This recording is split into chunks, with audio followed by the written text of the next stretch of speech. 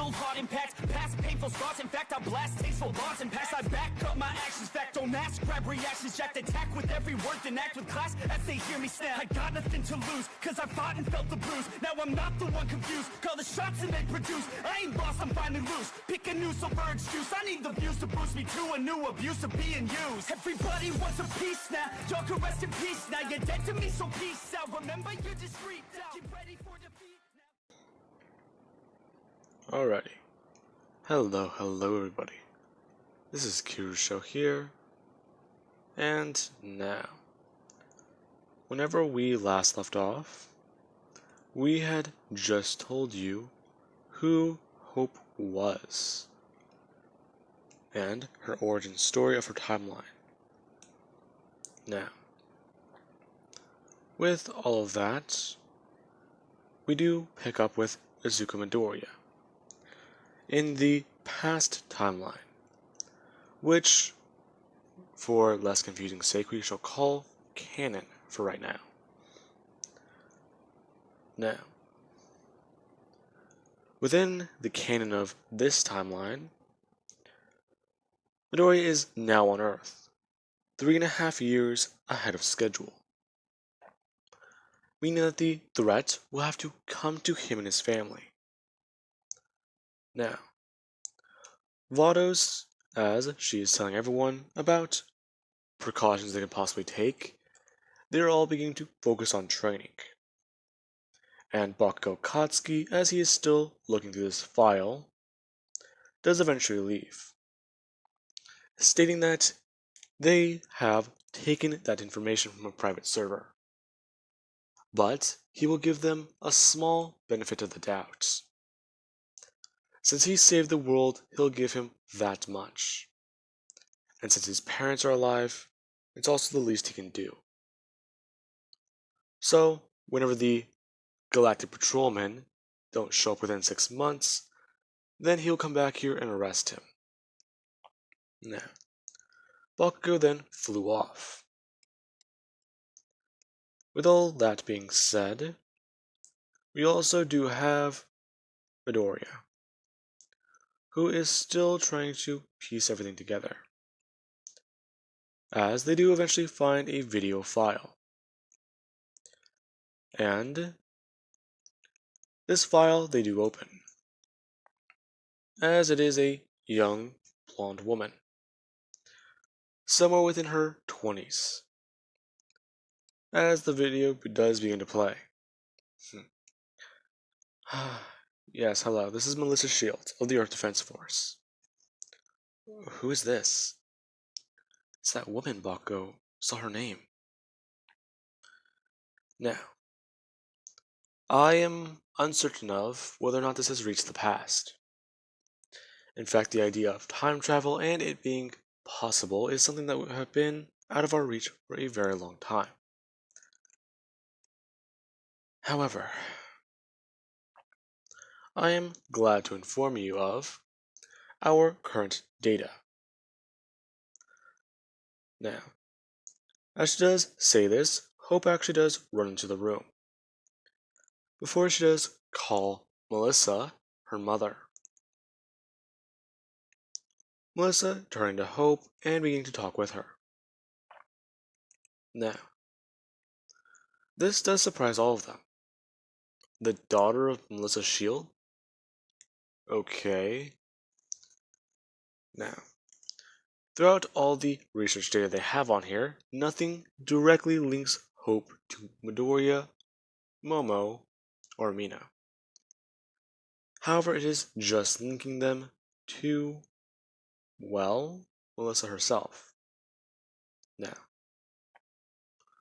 with all that being said, they do begin to try and train. Vados bring up the fact that they will have to undergo her training camp once more. Now, there is also one thing she does bring up.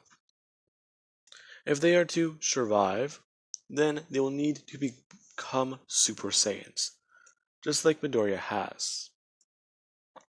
Now, Momo is ready for this next step. And you do have Hasashi and Inko, but with at least a little bit more hesitant.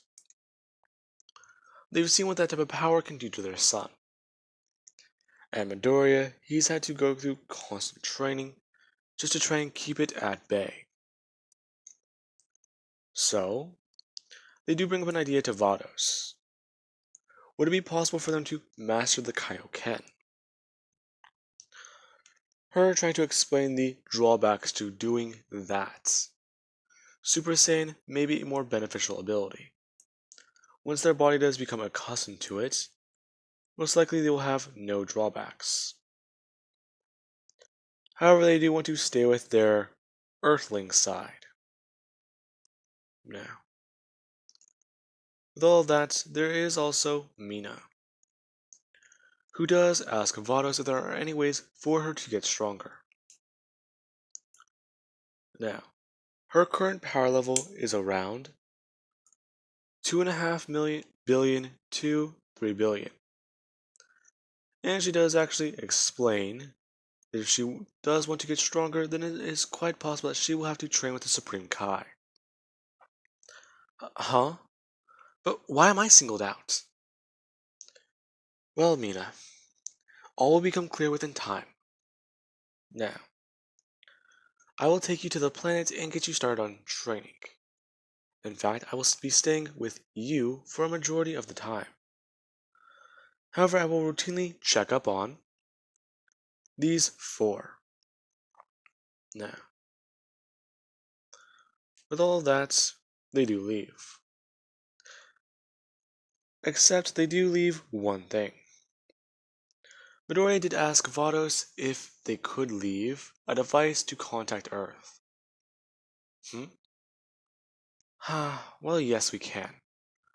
However, what makes you think that that man would need it, or even use it? Well, I know him. Besides, he might be arrogant and stubborn, but hopefully he has changed. Now, with that, Vados does create a device. Midoriya setting it down on the table, right next to the laptop, along with at least a note. Now then, they do arrive on Vados' planet, and Vados does instruct them on what they do need to do. Hasashi and Co are going to stay on one side of the planet. So are Midoriya and Momo. Within this amount of time, Midoriya is going to be trying to master Super Saiyan, along with Momo simply just reach that level. Now, along with that, Mina, she is taken to the Supreme Kai's worlds, and Vados immediately starts her on harsh training. Now, with all that being said, Mina's entire training does revolve around trying to pull the Z-Sword from the stone, and begin to use that.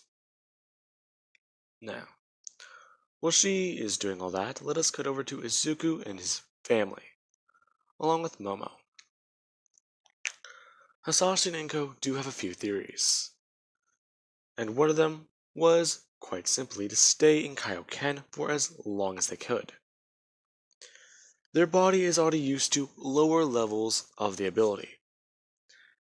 However, they do the same thing that Goku did with Super Saiyan, making it to where their body would eventually be able to maintain certain forms with little to no drawback on stamina. Now, with that being said, that is how their training does at least start out as. Meanwhile, for Midoriya and Momo, the two do begin to constantly just start fighting and battling it out. Momo trying to urge Midoriya on to turn Super Saiyan during their battles. Midoriya, originally hesitant, is surprised when Momo does overpower him this time. Midoriya finding out that she has not been slacking on her own training. Where he's been trying to focus his mind, she's been training her body. Now, with all of that, Midoriya, he turns Super Saiyan, and the two do begin to spar. Now, within 6 months' time, the Earth Defense Force does get contacted by the Galactic Patrol, and Bakugo is left absolutely stunned, as he does fly back over to Midoriya's house, trying to see if anyone is here. He got no answer, so he simply just twisted the lock out of the door frame before walking in, eventually finding the note Midoriya has left for them. Before Vados does get a strange contact on her staff, and she just simply opens it up. Why, yes, hello. Where's Midoriya? Ah, it appears that you did go back to his house. Now, Vados does begin to try to instruct Bakugo that what he is going to need to do is listen to her and listen to her very carefully. Fine. If it means protecting Earth and taking down Midoriya, then I'll do it. Why do you want to take him down? Because he's the strongest. Besides, I can prove that I'm the strongest. I've gone through rigorous augmentations. Especially if he's a Saiyan. We don't need him protecting this planet. Not whenever the last Saiyan here tried to destroy it. You are a very naive young man. He is not born Saiyan. He was once human. What? So, he's half alien? Is what you're trying to tell me? Oh, no. He simply just used the Dragon Balls. The what? The Dragon's what? Oh, no, not like those. A Dragon Ball is something very simple. You use it to grant a wish. There are 7 of them. He gathered them whenever he was a very, very young man. Or, well, a younger child, you could say. Wished to become a Saiyan, and the rest is history. He began to train in their ways and different fighting styles. In fact, he will be the next god of destruction. God? Why, yes.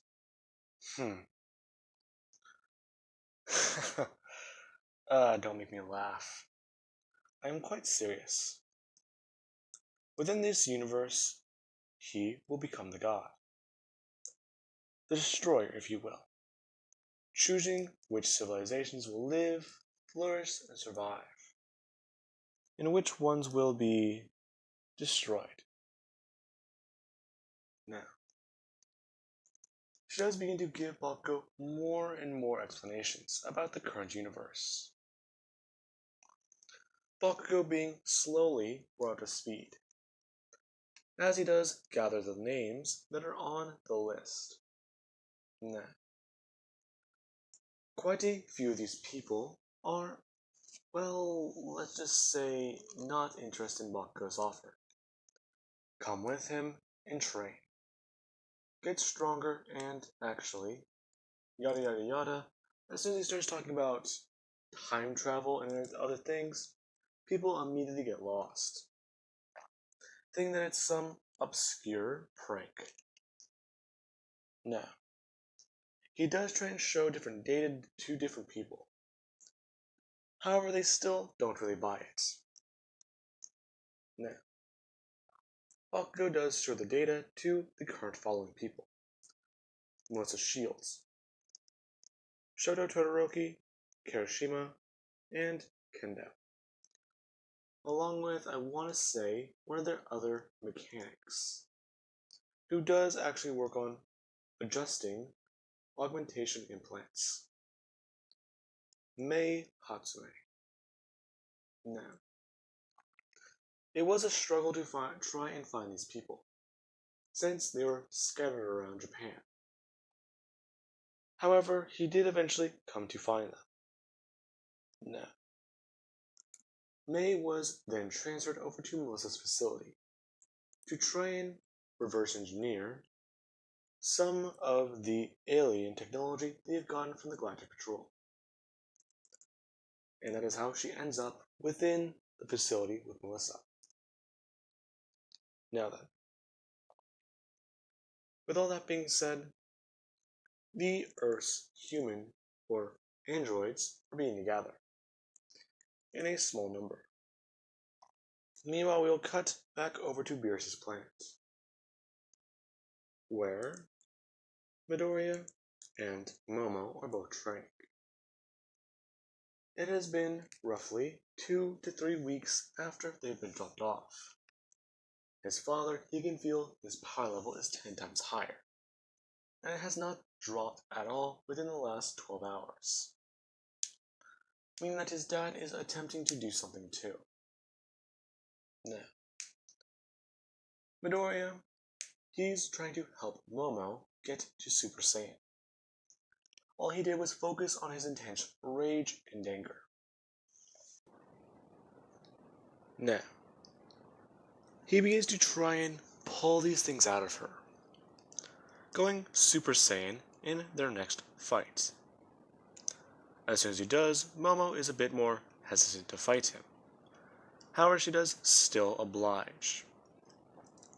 Midoriya trying to pull this rage out of her, insulting her and trying to basically be a bit more aggressive, knocking her into the dirt and instructing her that if she is going to be the queen of her planet one day, that simply just fighting like this is insulting to the very idea of being a Saiyan.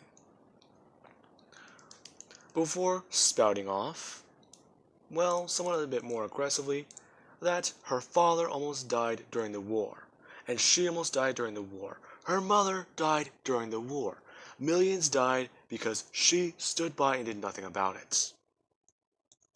Now, Momo rushed at Midoriya, going to attack him. As soon as Midoriya did catch her punch, she began to power up more. And Midoriya saw the yellow glow in her eyes and the blue glow, the yellow glow in her hair as her eyes did begin to glow blue. Midoriya trying to belittle her more and get this power up out of her. Now, eventually, after many different tries, let's say a month of trying this, so 2 months later, after being dropped off on the planet, Momo is able to actually successfully maintain Super Saiyan for more than a few seconds. And this time, Midoriya, he is actually a bit more shocked. Within Momo's Super Saiyan rage, whenever she attacked him, she actually did hurt him. And Midoriya had to try intensely to keep her calm. However, during one of the attacks, he actually did get hurt himself, before he did have to heal himself and then power down. Momo aggressively, at least beginning to try and keep her cool, before realizing what she just did. Now, she does land and then look down at her hands. This is the power of a Super Saiyan. It's a very impressive thing. So, I guess this means that her simply just smiling a little bit. If she can get more of her people to do this, then that might give them an edge. The next word that does pop up would be the war of Super Saiyans and villainy. Now, she does try and shake that off for a second. It has already ended. No more bloodshed needs to happen. Now, with all of that, Midoriya does actually begin to teach her about calmness, and how to maintain the form, and use physical anger to access it. Now, Momo does pick up on this a little bit better. Meanwhile, over with Hisashi and Ko. Their attempts to master Kaioken.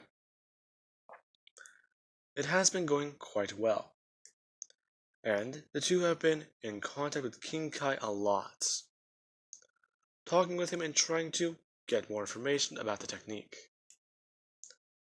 Him informing them that mastering Kaioken would be very difficult, trying to opt them for Super Saiyan, instructing them that the form itself might be more stable than the Kaioken. However, the two, they don't really see it that way. The Kaioken is a possibly infinite multiplier. Meanwhile, for Super Saiyan, it is a limited genetic ability. Now, with all of that, they do begin to train more and more intensely. And it has been almost 2 years. Now, they have 1 year left before Midoriya is supposed to die. And their training has proven to be very effective.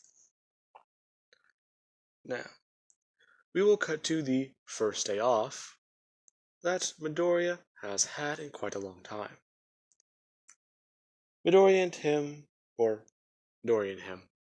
Momo and him, both taking the day to try and rest and come up with different ideas and plans. Midoriya just laying there with, let's say, a giant, I was gonna say like a giant piece of food or like a giant slab of jerky. Trying to think. Meanwhile, you do have Momo, who herself is trying to understand the abilities of the Super Saiyan more. As Midoriya and her do start a conversation, it's swiftly turning to something else. As the two are talking, eventually, Momo does reveal a few things. She reveals that she did actually have some respect for Midoriya after he took down that evil Saiyan, all those years ago that threatened his planets.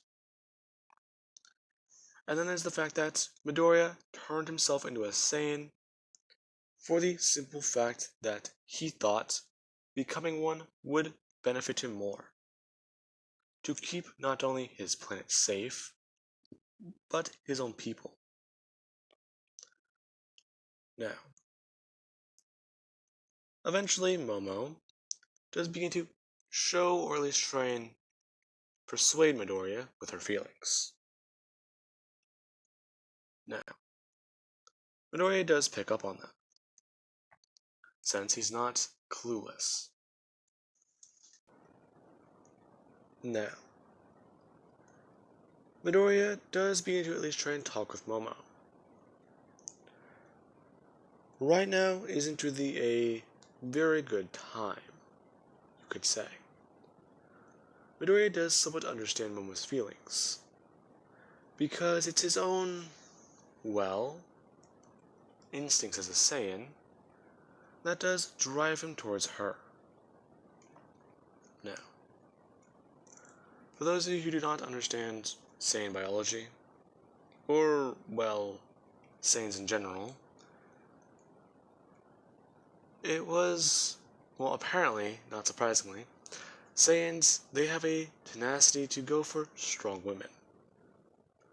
That's why Goku, Chi-Chi, and Bulma's fiery personality draw Vegeta in.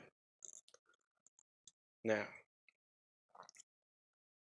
with all that, Midoriya and her do at least begin to talk. Them eventually coming to the conclusion that if they were to, well, marry, that they will marry after this entire situation is done with. And that, most likely, they themselves will also eventually produce an offspring one day. Now, for right now, Midoriya and Momo, they do just lay together. And they do eventually fall asleep. The next day, getting back to training. However, having a little bit more drive to push each other. As soon as they do go to warm up, both of them jump to Super Saiyan, surprising each other. Before their intense battle does begin. Now, with all of that, Vados has actually been watching a bit more closely. And she does think that it would be time to teach Midoriya the abilities of Hakai energy. Destruction. As she informs Mina to simply continue training with his sword. And that if she does actually need more help, simply to ask the Kais. Now, with that, Vados does leave. And Mina is left on the planet to train herself. Now then, with that being said, Midoriya is taught about Hakai energy within this last year. A small little wedge being put between him and Momo. Now, Momo was told that Hakai energy is very deadly and dangerous. And Midoriya did begin to at least try and grasp the very idea of it. Now, the first time he did use it, it nearly destroyed his body. And it left him bedridden until he can get a senzu bean. Now, with all that being said, I do hope you guys enjoyed. Have an amazing night. I will catch you guys in the next part.